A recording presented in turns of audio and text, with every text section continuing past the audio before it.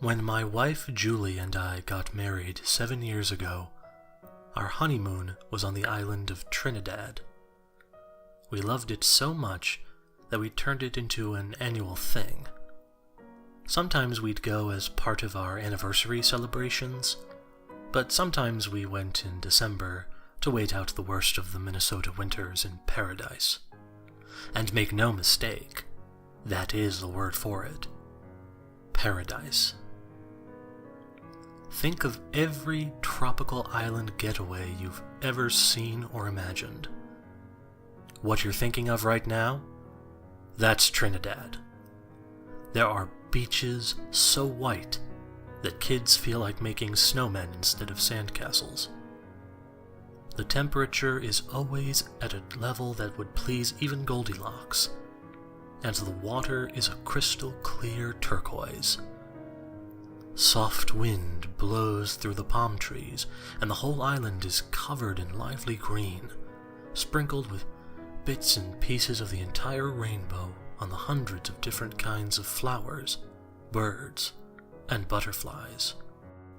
The island is rich with culture, tradition, and festivity.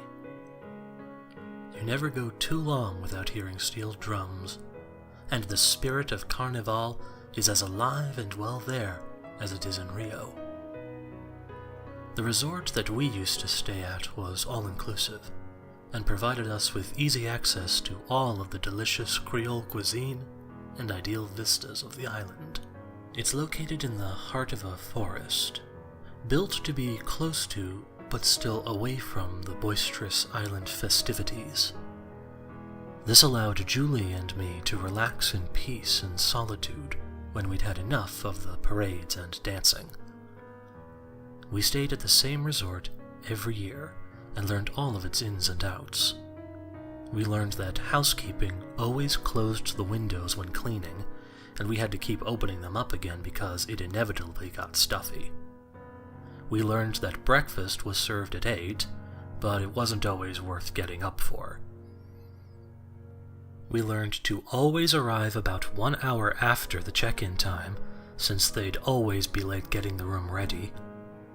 These may not seem like glowing statements, but we loved the place.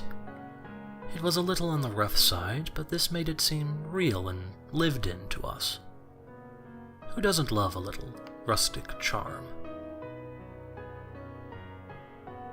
After 7 years of visiting, Julie and I had become very well acquainted with the local wildlife. Even if we can't identify all of them by name, every combination of colors that you can think of, as well as some you probably can't, can be seen in the birds of Trinidad, from little baby bluebirds to small little woodpeckers that are striped black and purple. But of all the animals there, our favorite was actually not a bird, but a bat. At least we're pretty sure that it was a bat anyway. It was definitely not a bird, though. Although its body was big and fluffy, with 2 large yellow eyes set atop a wide, frog-like mouth, its wings were made of skin, not feathers, and it walked on its wings when it landed on the balcony. But if they were bats, then they were some kind of unique, earless bat. We've never been able to identify them on our own, and when we tried to ask the hotel staff, it was obvious that they couldn't understand us well enough to tell which animal we were talking about. So we just called them Flying Muppets, because of their passing resemblance to Kermit the Frog. Ever since we first saw and named them, they became our little in-joke for a while, and we'd often describe anything from babies to bulldogs as looking like flying Muppets. We'd share a snicker as everyone else just looked confused. The flying Muppets weren't as vividly colored as the other animals of the island. They were dull brown, with white underbellies and black circles around their round, yellow eyes. But what they lacked in color, they more than made up for in cuteness. The way they'd turn their heads and stare at you almost made them look like kittens. None of the animals on the island are as afraid of people as they are back home, which can be a problem during mealtimes. But the Flying Muppets in particular seemed bold and daring. Sometimes one or two would land on the ledge of the balcony as Julie and I were sitting in the morning, enjoying our coffee. Not that they'd let us pet them or anything. We'd tried for many years to feed them, offering them anything from breadcrumbs, seeds, to even things like shrimp. But they were never interested in what we had to offer. We just assumed they ate insects. The 7th and final time we visited Trinidad, we brought with us a guest. Our 9-month-old baby, Sophie. We had originally planned on leaving her with Julie's mother, but she ended up in a bad car accident at the last minute. But that was all right. I mean, it wasn't all right that she was in an accident, but we didn't mind bringing Sophie down with us. Not that much, anyway. In a way, it almost felt like a rite of passage for our fledgling family. I had a feeling it was going to be perfect. She slept almost the entire way there, and still kept quiet when she was awake. With a new baby in tow, Julie and I wouldn't be able to do all of our usual island activities, especially nighttime ones. But we found other things to do, such as going to the Emperor Valley Zoo. But it was no problem for us. Every moment that the three of us spent together was every bit as totally splendid as anything Julie and I had experienced in the last 7 years together. We spent a lot more time hanging out at the hotel, keeping Sophie close by. Sure enough, as we sipped our morning coffee on the balcony, a couple of Flying Muppets stopped by, crawling on the railing, not paying us much heed. They seemed interested in Sophie, probably because she was new and different. They'd seen us enough times to know who we were. Still on a quest to find something that they'd eat, we brought food down with us to give them. We offered them honey, sugar cubes, and pieces of fish we'd picked up at the market. But still they refused our offerings, as they had with everything else. As time went on, the days remained as blissful as ever. Admittedly, a little too blissful, if you know what I mean. It may sound stupid or whatever, but things were just too perfect. It was like when you buy a new pair of shoes and they just don't look right since they haven't been broken in yet. They're just too pristine, lacking the dirt and grime that makes them feel used, makes them yours. I wanted to take a big handful of mud and throw it onto this picture white wall. Just a couple of days before we were scheduled to leave, I went to Julie and asked if she wanted to have sex. Neither of us had been in the mood back home, what with the baby and all, but the week in Trinidad had rejuvenated us both, and we were ready to get back to it. Julie put Sophie to bed in her crib in the second bedroom before coming back into our room, where I was waiting, already naked on the bed. This being the first sex we'd had in months, there was no need for anything fancy. Sure, we had our games and our toys, but we had no time for them. We didn't even have time for any foreplay. She just hopped right on top of me, planting her lips on mine, and rubbing her hands all up and down my sides. I felt her knee rub up against my dick, which sent tingles shooting like electric shocks all over my body, like the feeling of ice-cold water running down your throat after days without a drink. I ran my hands down toward her pussy, which was already gushing deliciously pungent fluid all over my fingertips.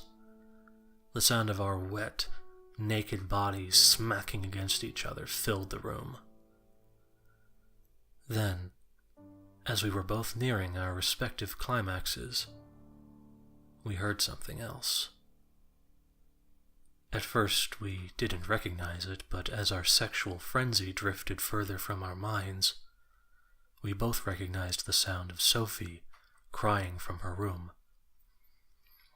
We both let out exhausted, disappointed sighs. At first, we both just stared at each other, hoping that the other would go and check up on our daughter. But just as I was about to relent, the crying began to quiet, until it ceased altogether with a few quiet groans, like she was going back to sleep. Barely believing our luck, we went back to our lovemaking, both of us slightly irritated at being interrupted. The sex was so good that we both collapsed right afterwards, falling into a deep sleep.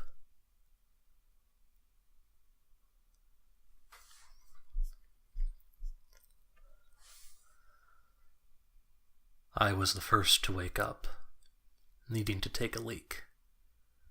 We were totally out of it. We were both asleep before 11, but the sun was already well risen when I woke.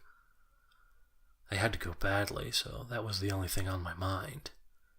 It wasn't until after my bladder was empty that I noticed the smell. It was rank, like something rotting. I poked my head into every other room in the suite, until I finally reached Sophie's room. The room looked untouched at first. The morning sun shone through the open window in rays of pure gold. The sleeping baby was hidden behind the walls of her crib, but that smell seemed strongest in there. With nothing else noticeably wrong, I casually strode toward the crib. As I got closer, I heard something inside, and when I peered over the edge of the crib wall, I saw the bright red, skeletonized remains of my firstborn child laying underneath her bright yellow onesie, torn to shreds. All along the bloodied bones, several flying Muppets were crawling on all fours, cleaning off the last bits of meat clinging to the skeleton with mouthfuls of razor-sharp teeth. Our screams woke the entire resort and scared the little fuckers out of the room. Dread, terror, sorrow. I practically drowned in all of them. Even after the hotel staff made their way into our suite and desperately tried to calm us down, my mind was just broken. They were having a very hard time getting us out of there, in part because they were also disturbed by the sight. The police took us in for questioning, where we met a zoologist named Dr. Gutierrez.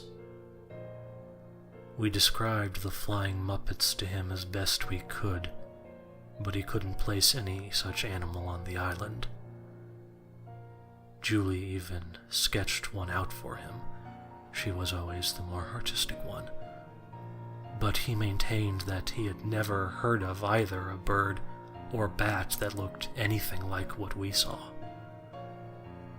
It wasn't until he took us through an entire field guide of the flora and fauna of Trinidad and Tobago that he finally gave up. More to the point, he didn't know of any such animals that could clean flesh from bone as precisely and absolutely as they had in such a relatively short time. According to him, new animals were still being discovered and described on the island, and this might represent evidence of a new species, He was far too excited about it for my taste. Dr. Gutierrez told us that keeping the window open was nonetheless a bad idea, since vampire bats are known to live on the island, and a young, unprotected baby would make for an easy bite target. I was furious at the hotel for not telling us. Bastards probably thought warning people about that would drive them away. Well, this'll drive them away, that's for damn sure. Serves them right. No one else at the resort had reported seeing these creatures, and they all seemed to keep their windows shut. We have never gone back to Trinidad since. The pain is just too much for us still, especially now that Julie's pregnant again.